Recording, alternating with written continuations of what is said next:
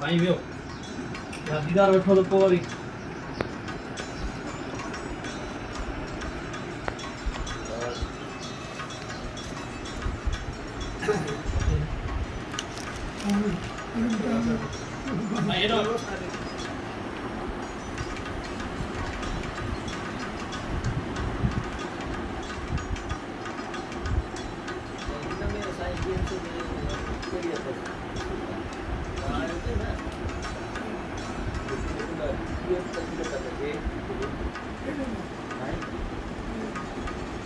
ये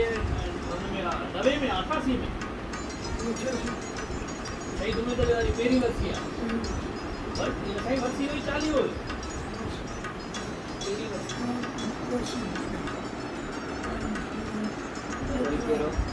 सही तुम्हें तो भाई कराची में कराची फसाद में कराची में अच्छा लक्ष्य में हैदराबाद में इसलिए साईं वो 88 थियो 88 वक़्त यारो जेको पहिरीं सेप्टेम्बर ऐं पहिरीं हुन 30 सेप्टेम्बर पहिरीं अक्टूबर वारो न उहो 88 हुयो हीअ 99 में हुयो सही त 88 थियो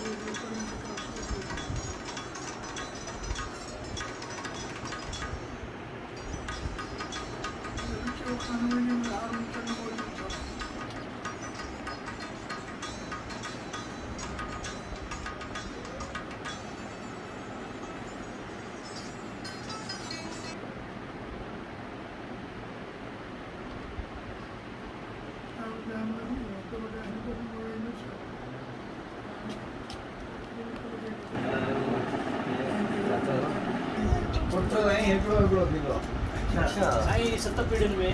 मतलब साईं बि हिकिड़ो हुयो साईं जो वालिद साहब हिकिड़ो ॾाढो बिकिड़ो पर ॾाढो बिकिड़ो पर ॾाढो बिकिड़ो साईं आलम जो भाउ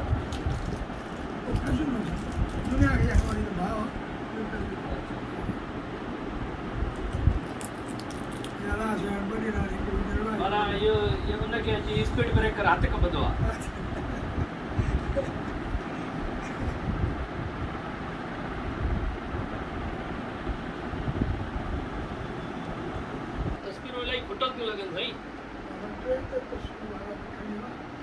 साईं वारी वो तस्वीर बनाई है वण वारी पोइ जेको साईं टेक क्रिया बि न थी